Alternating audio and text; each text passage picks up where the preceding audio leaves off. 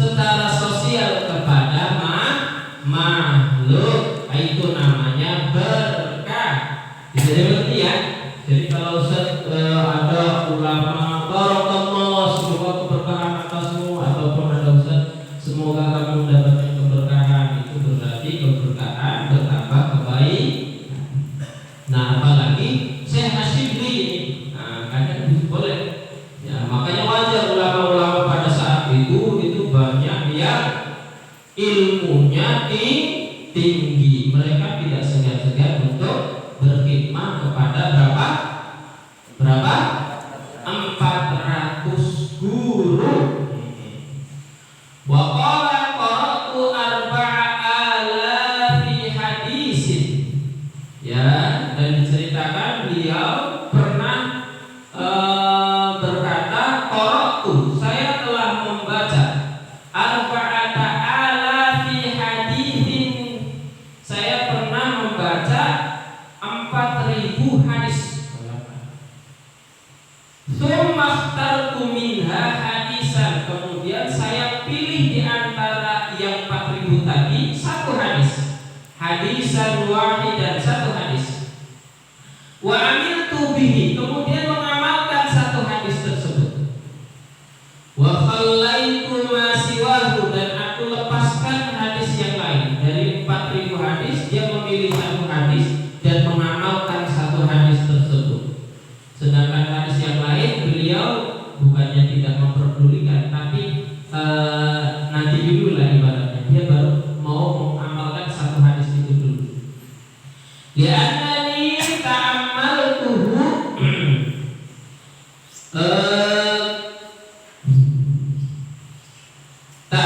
li'annani ta'ammaltuhu fawajadtu khalasi wa najati bihi. Karena sesungguhnya aku merenungkannya, fawajadtu, dan aku temukan khalasi. Ya, khalasi itu maksudnya adalah ringkasan dari semua hadis-hadis tersebut, wa najati, dan kesuksesanku fihi, di dalam hadis tersebut. Ya, jadi kenapa Syekh Shibli ini mengamalkan satu hadis tersebut? Karena ternyata dia menemukan ringkasan dari semua pelajaran ilmu, dan kesuksesan dia itu terdapat dalam satu hadis tersebut.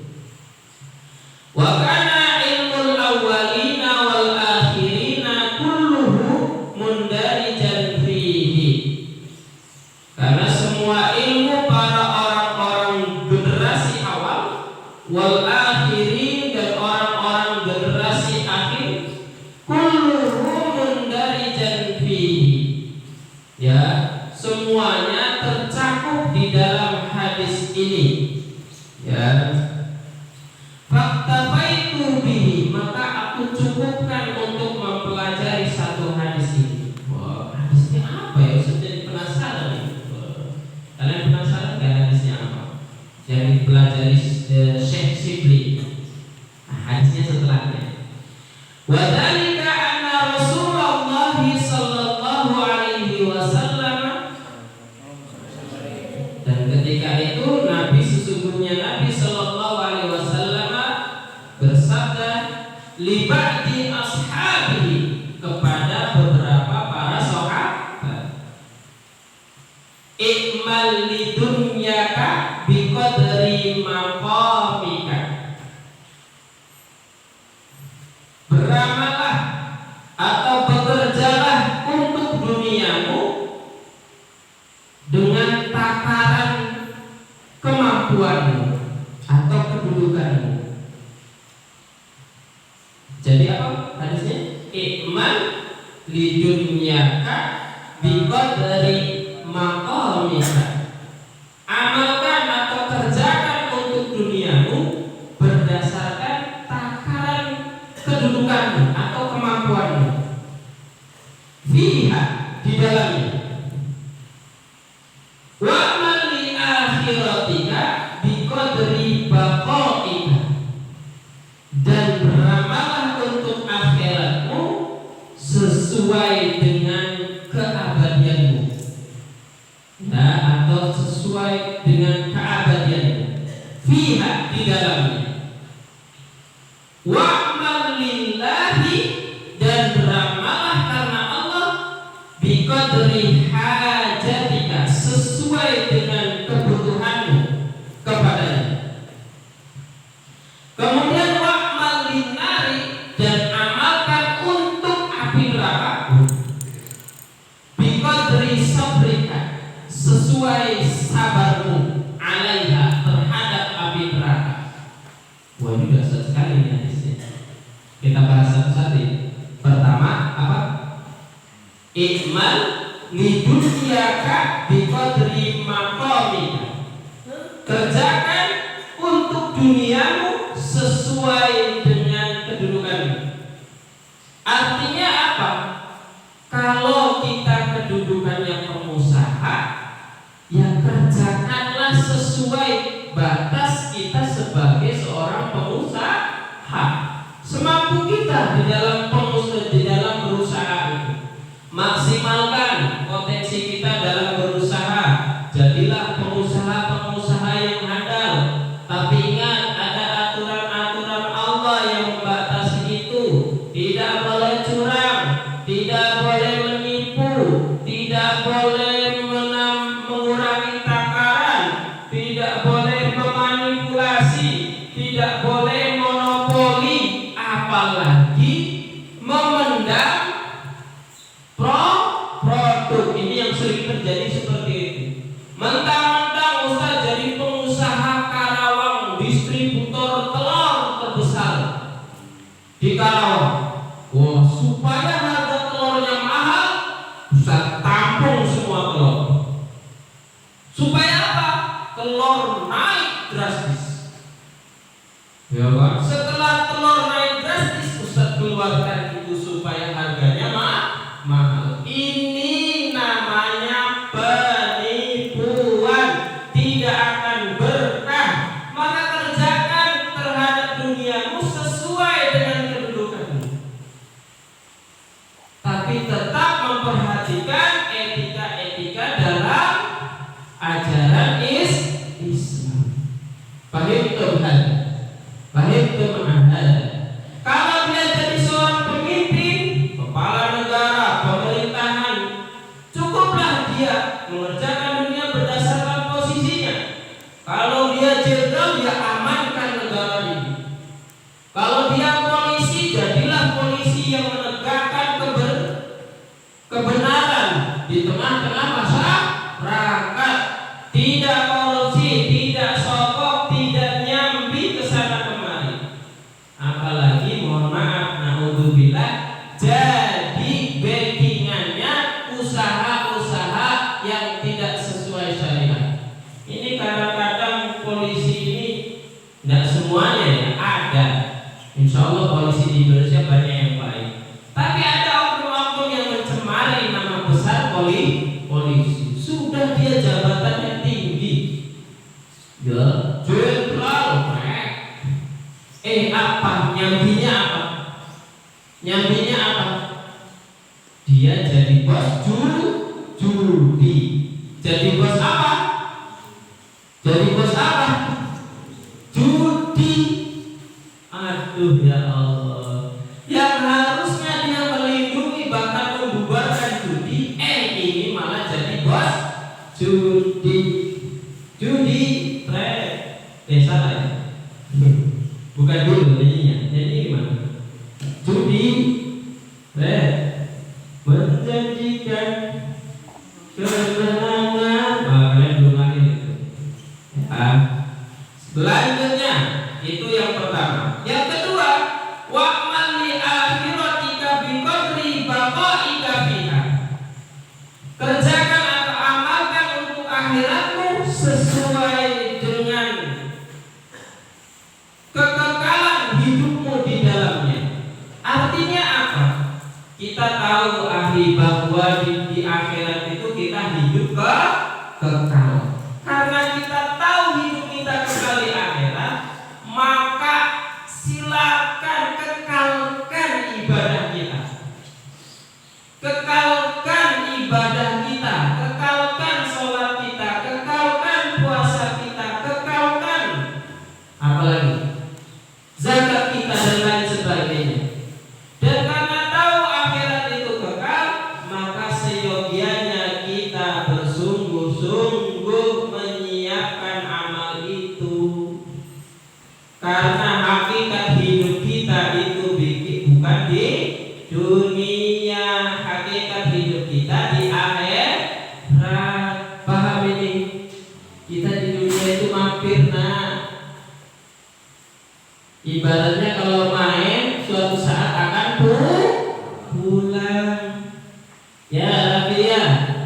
Suatu saat kamu nggak akan selamanya di pondok. Kamu di pondok mampir.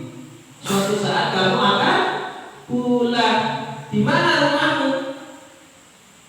Hah? Di akhirat, nah. Di Bekasi gitu. Bekasi itu masih dunia, amin. Kita belajar kita, bukan belajar masalah kota. Iya, saya tahu kamu dari Bekasi. Enggak, semua kita ahli, semua kita. Tempat kita kembali di akhirat. Rumah kita di mana? Hah? Bekasi. Rumah kita di mana? Di akhirat. Nah, rumah kita kalau masih sebelum kiamat tuh yang di samping itu rumah kita. Rumah kita hanya 1/2. Itu rumah kita. Apa yang kamu banggakan? Nah, dia merasa dirinya paling hebat, ilmunya paling tinggi. Apa yang kita banggakan? Nah, yang merasa dirinya, mohon maaf, kaya raya, banyak berlimpah, berjejer-jejer, rumahnya di mana-mana, istrinya di mana-mana, anaknya di mana-mana. Masya Allah, udah kayak sampah berserakan. Ya. Pada akhirnya rumahnya balik ke 1x2. Habis itu ditinggal di sana, ditanya malaikat, gemetar. Akhirnya sama malaikat dihajar babak belum. Sombong sih dia. Di dunia sombong, ngerasa paling kaya. Paham ya? Jadi kalau kita tahu bahwa akhirat itu kekal, maka sesuaikan ibadah kita dengan tingkat kekekalan kita di akhirat. Sungguh-sungguh. Selanjutnya, wa'mal lillahi biqadri hajatika ilaihi. Kerjakanlah atau amalkanlah untuk Allah sesuai dengan kebutuhan kita. Artinya apa, Ustaz? Apakah kalau kita butuh saja datang kepada Allah? Enggak, nah. Maksudnya seperti ini, Ustaz tanya. Apa yang ada di dalam diri kamu itu yang tidak lepas dari Allah? Ustaz tanya. Apa yang ada di antara kamu, semuanya itu yang tidak lepas dari yang Allah berikan. Ada nggak? Wah, ada. Mohon maaf, ini rambut yang sekecil ini saja itu diberi sama Allah. Ini rambut nih. Ini rambut ini yang sekecil ini itu sudah diberi oleh Allah. Wah, ini semua diberikan oleh Allah semuanya. Kita pada hakikatnya miskin, nggak punya apa-apa. Hidup dikasih, kepala dikasih, telinga dikasih, mata dikasih, hidung dikasih, mulut dikasih, tangan dikasih, kaki dikasih, semuanya dikasih. Kalau Allah cabut bisa nggak? Bisa. Kalau Allah cabut pemberian itu, kita we are nothing. Kita itu tidak ada apa-apanya. Ruh aja kita dikasih. Nah, kalau tahu kita itu semuanya dikasih dan Allah masih hidupkan, berarti betapa butuhnya kita kepada Allah. Ustaz tanya kembali, betapa butuhnya kita kepada Allah? Benar nggak? Benar nggak? Berarti kita butuh banget gak sama Allah? Butuh, karena semua yang diberikan itu dari Allah semua. Maka kalau tahu kita itu sebegitu butuhnya sama Allah, maka seharusnya kita mengamalkan kepada Allah itu sungguh-sungguh. Sholat sungguh-sungguh, jangan main-main. Ya Allah, alhamdulillah Engkau masih hidupkan pada hari ini. Engkau masih berikan mata yang begitu indah yang bisa menikmati keindahan alam. Diberikan mata masih mengantuk, ya Allah, masih normal ini mata saya. Waduh, Masya Allah tuh kayak rehat. Waduh matanya. Itu kenikmatan Allah. Bener gak? Dikasih mata, matanya masih berfungsi, masih ngerasa kan? Kenapa Ustaz katakan itu kenikmatan? Karena di luar sana ada orang kaya tapi gak bisa tidur.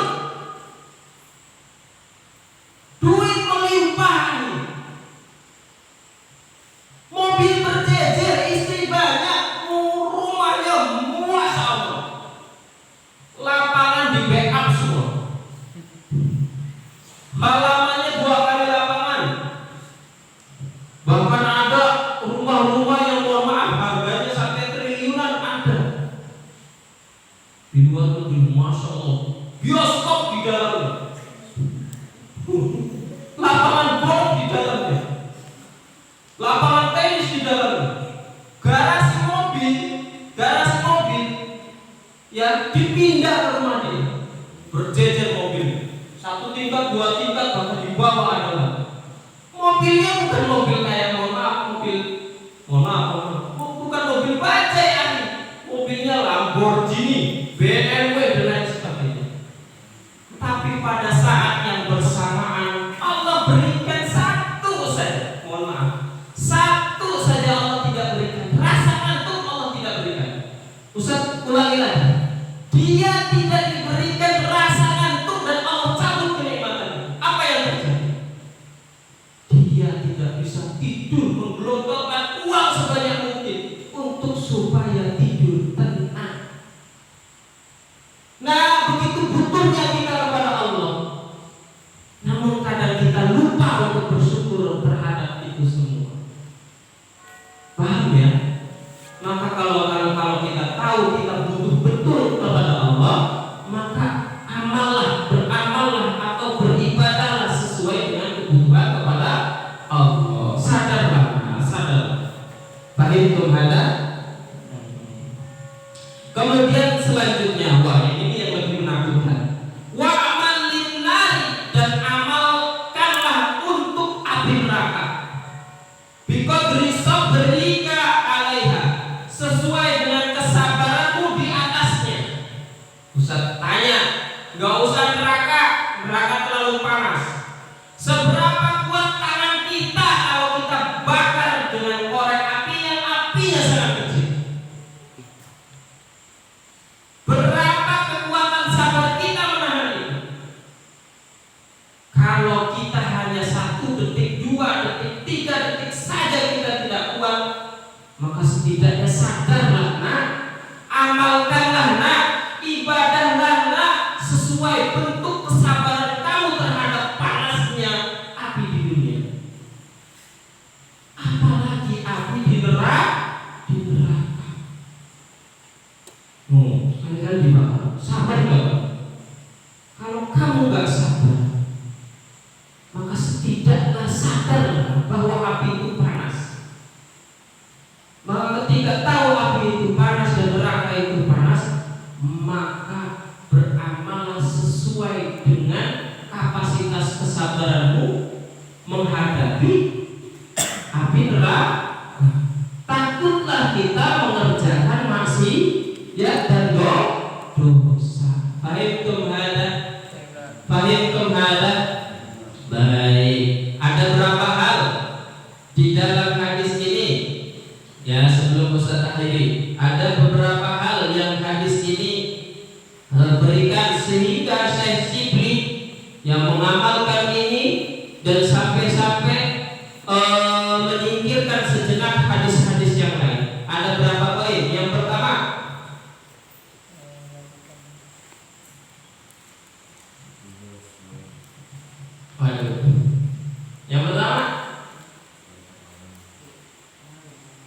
beramallah untuk dunia sesuai dengan kedudukanmu.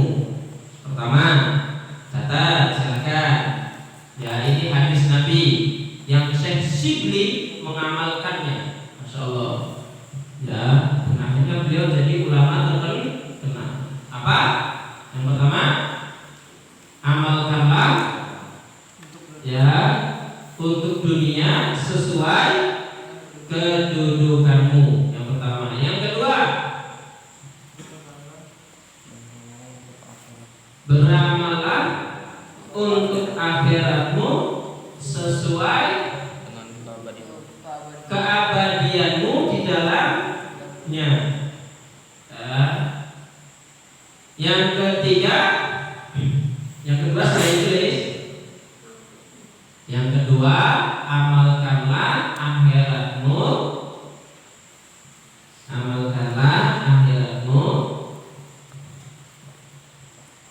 Sudah. Amalkanlah akhiratmu. Sudah. Sesuai dengan keabadianmu di dalamnya.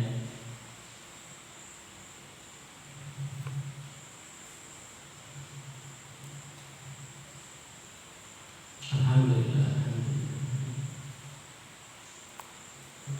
Sudah? Yang ketiga, amalkanlah untuk Allah sesuai kebutuhanmu kepadanya.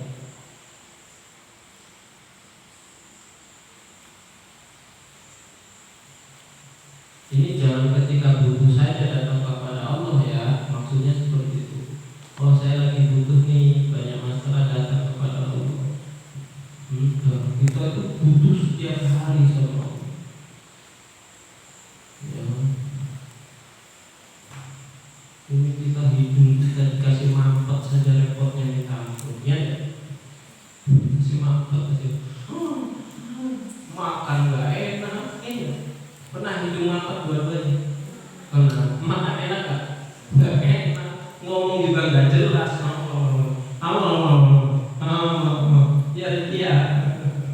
Ya. Mau makan satu suapan udah ya nggak? Mau minum itu sampai ya nggak? Sampai nggak bisa satu tegukan napas dulu, satu tegukan napas dulu. Sekarang plong semuanya nggak? Plong, ada yang nggak plong, tapi masih berfungsi satunya, masih alhamdulillah. Nah, itu yang berapa tadi? Ketiga. Yang keempat, amalkanlah untuk neraka sesuai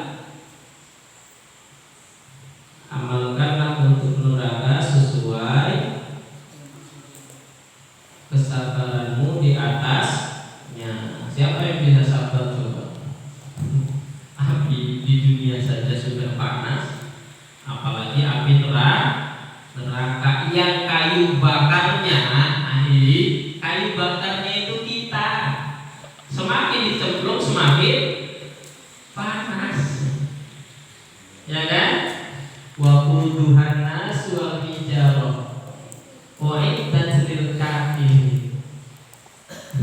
Itu apinya nggak kayak di dunia. Kayu bakarnya itu apa namanya, kayu. Kalau di sana batu sama manusia ditambahi batu tambah gede, ditambahi manusia tambah gede. Alhamdulillah ya Allah. Alhamdulillah. Ya, itu ya. Baik, coba sebutkan bareng-bareng 4 hal yang disampaikan hadis yang dipelajari oleh Syekh Shibli. Yang pertama,